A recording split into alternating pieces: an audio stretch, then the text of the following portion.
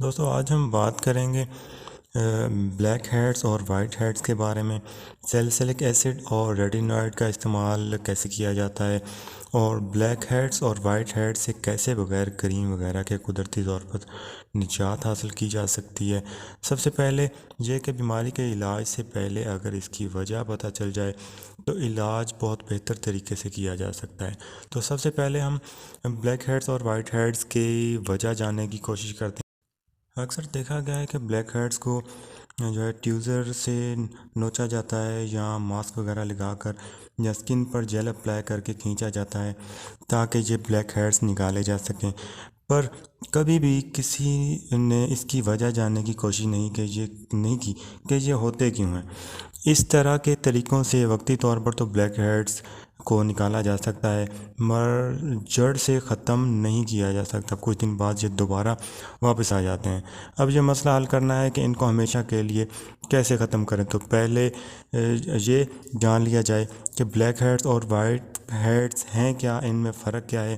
ڈرمیٹالوجی میں ان کو کومیڈونز کہا جاتا ہے، اور کومیڈونز کی دو اقسام ہوتی ہیں، ایک کلوز کومیڈونز جو کہ اوپر سے بند ہوتے ہیں اور جلد کے اندر ہوتے ہیں، جن کو وائٹ ہیڈز بھی کہتے ہیں۔ دوسری قسم اوپن کومیڈونز جو کہ اوپر سے کھلے ہوتے ہیں، ان کا رنگ کالا ہوتا ہے، ان کو بلیک ہیڈز بھی کہتے ہیں۔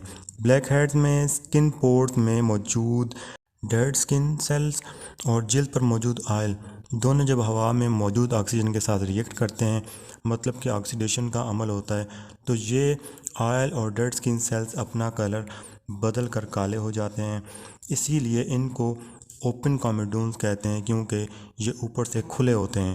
اور جیسا کہ کلوز کومیڈونز اوپر سے بند ہوتے ہیں تو ہوا میں موجود آکسیجن ان تک نہیں پہنچ پاتی، اور یہ ڈیڈ سکن سیلز اور سیبم جلد کے پورز میں جمع ہونے لگ جاتے ہیں، جس کے نتیجے میں ہیئر فولیکل کلوگڈ ہو جاتے ہیں۔ مین وجہ ہوتی ہے سیبیشس گلینڈ کی ایب نارملٹی۔ یہ صحیح طریقے سے کام نہ کریں تو یہ سب ہوتا ہے۔ ان کو آئل گلینڈز بھی کہتے ہیں۔ یہ جلد کو موئسچرائز رکھتے ہیں، جلد کو خراب بیکٹیریا سے بچاتے ہیں، واٹر ایواپوریشن کو روکتے ہیں، باڈی کے ٹمپریچر کو ریگولیٹ کرنے میں مدد کرتے ہیں۔ اور اس میں لوگ ایک بہت ہی بڑی غلطی کرتے ہیں کہ اسکن کو اوور واش کرتے ہیں، بار بار منہ دھو رہے ہوتے ہیں، صابن لگا رہے ہوتے ہیں، اس سے جلد کے مسائل ختم کرنے کی کوشش کرتے ہیں۔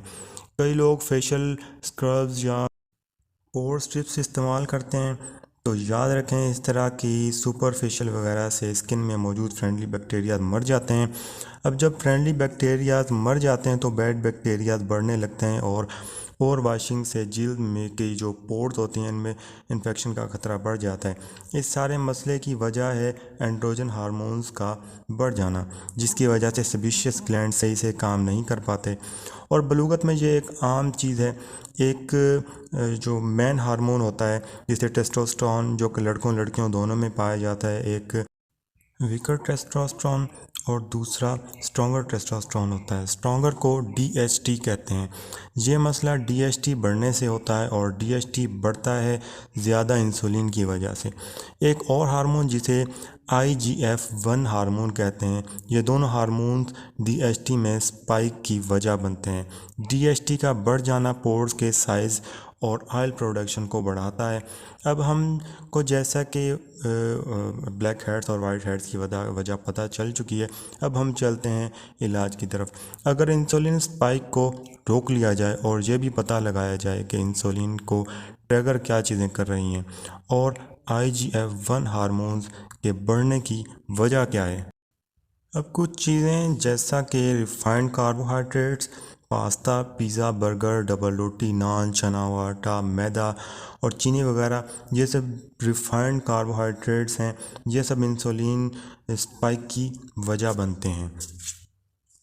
اس کے بعد ڈیری پروڈکٹس جیسا کہ دودھ اور دہی سے بنی ہوئی اشیاء، ان میں پروجسٹرون اور بہت سے گروتھ ہارمونز کی بہت بڑی مقدار پائی جاتی ہے، اور اینڈروجنز کی بھی ان میں بھرمار ہوتی ہے، جس سے بلیک ہیڈز مزید بڑھ جاتے ہیں۔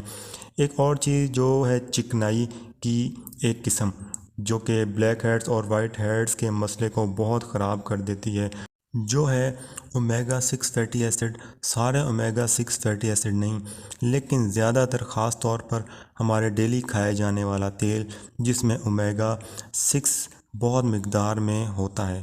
اور فرائیڈ اشیاء کے شوقین لوگ جو ہیں وہ یہ خاص بات یاد رکھیں کہ جس تیل میں بار بار فرائی کیا جاتا ہے وہ اومیگا 6 سے بھرپور ہوتا ہے اور بار بار تلنے کی وجہ سے آکسیڈائز ہو چکا ہوتا ہے، جس سے اس میں بہت سے نقصان دہ مادے پیدا ہونا شروع ہو جاتے ہیں۔ اب آپ ایک کام کریں کہ کھانے میں تیل ہٹا دیں اور مچھلی کا تیل، فش آئل، السی کا تیل، فلیکس سیڈ آئل اور تخم بالنگو، چیا سیڈ آئل اور کارڈ لیور آئل، ان میں آپ کو وٹامن ڈی اور اے ملتا ہے، ان کو خوراک کا حصہ بنائیں اور مچھلی کو زیادہ استعمال کریں۔ سیلسلک ایسڈ لائفلک پراپرٹیز کا حامل ہوتا ہے، یہ آئل کو ہٹاتا ہے اور سیبم کو تھن کرنے میں مدد کرتا ہے، سیبیشس گلینڈ کو تھن کرتا ہے اور آئل کی زیادہ مقدار کی جو پروڈکشن ہوتی ہے اس کو روکتا ہے۔ ریٹینوائڈز وٹامن اے ڈیریویٹیوز ہوتے ہیں اور vitamin A new cell synthesis کو سپیڈ اپ کرتا ہے، سیلز ٹرن اوور بڑھاتا ہے، سیلز کی سختی ختم کرتا ہے، کولیجن کو دوبارہ بناتا ہے، جس سے پورز کی آئل ہولڈنگ کیپیسٹی کم ہو جاتی ہے۔ اور ابھی آپ اپنی پچھلی لائف پہ اگر دھیان دیں تو آپ نے کافی ساری آرٹیفیشیل سویٹس استعمال کی ہوں گی، اس طرح کی جو ہماری ڈیلی روٹین ہوتی ہے، یہ ہمیں ہماری صحت کو کافی نقصان دیتی ہے۔ میں ہمیشہ کہتا ہوں سپلیمنٹس کا استعمال کم سے کم کریں، اپنی زندگی میں نیچرل چیزیں لائیں، اپنا خیال رکھیں اور دعاؤں میں یاد رکھیں۔ اگلی ویڈیو تک کے لیے اجازت دیں، بہت بہت شکریہ۔